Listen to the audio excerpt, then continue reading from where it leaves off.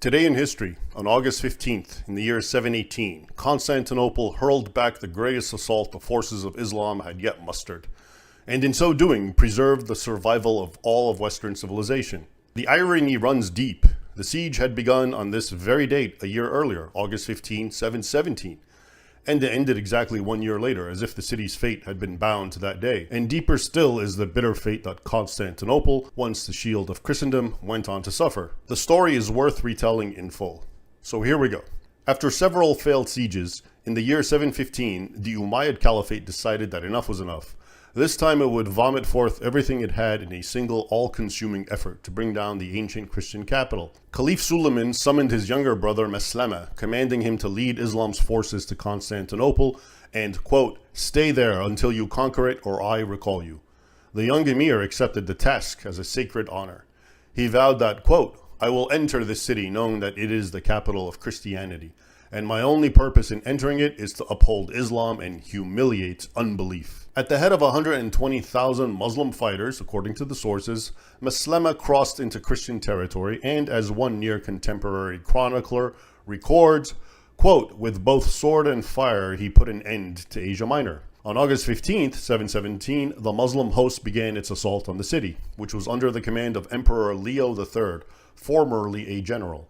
Just weeks earlier, General Leo, on being deemed the ablest man to face the crisis, had been consecrated as new emperor in the Hagia Sophia, then the beating heart of Eastern Christendom, though today a mosque. At any rate, unable to breach Constantinople's cyclopean walls, Maslama awaited the arrival of 1,800 ships carrying an additional 80,000 warriors to choke the city into submission. It was then that Leo acted.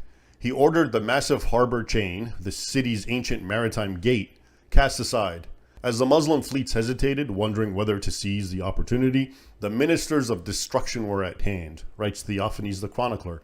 Leo had unleashed the fire-bearing ships. Theophanes describes the scene. Quote, "Some of them, the Muslim ships, were cast up burning by the seawalls. Others sank to the bottom with their crews, and still others were swept down flaming."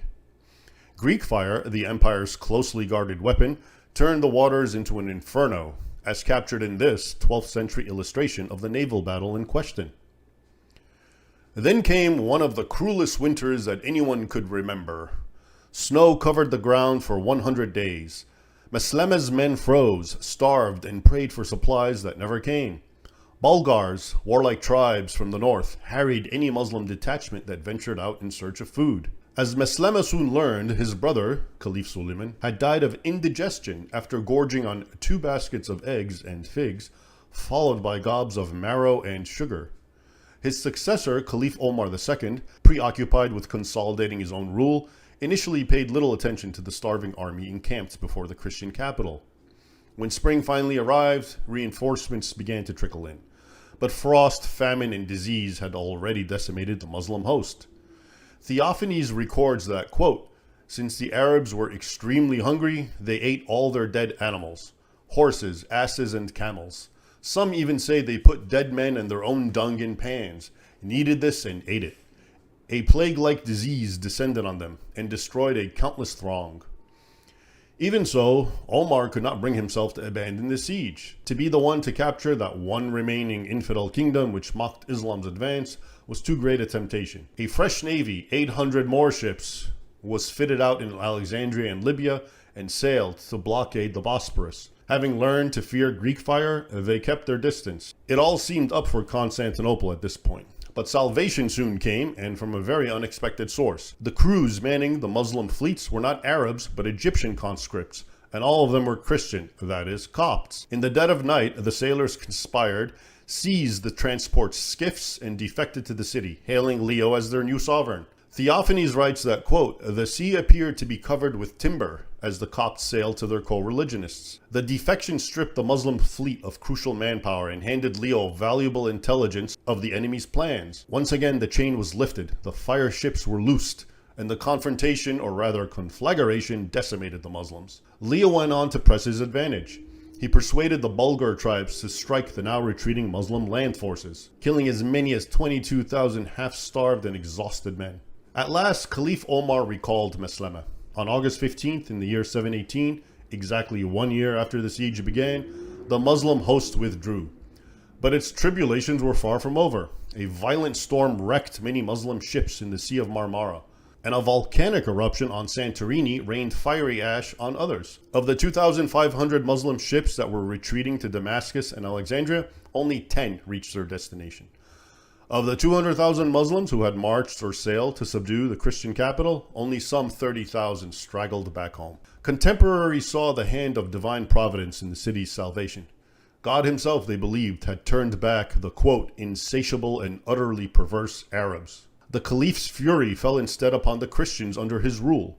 Chronicler Bar Hebraeus writes that, quote, and because of the disgrace which came upon the Arabs through their withdrawal from Constantinople, great hatred against the Christians sprang in the heart of Omar, and he afflicted them severely. Theophanes is even more blunt.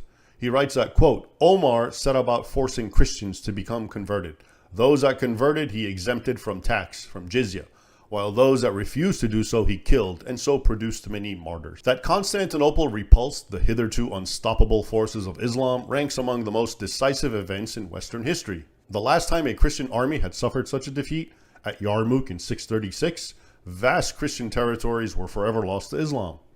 Had Constantinople fallen, large parts of Europe, perhaps all of it, might have gone on to become the northwestern quadrant of the Caliphate before the 8th century was out. In the words of the historian John Julius Norwich, quote, had the Saracens captured Constantinople in the 7th century rather than the 15th, all Europe and America might be Muslim today. Medieval chroniclers grasped the point and treated August 15th as an ecumenical day, a day for all of Christendom to rejoice. Even so, Constantinople, the city once hailed as the capital of Christianity and its glory, now bears the name of Istanbul.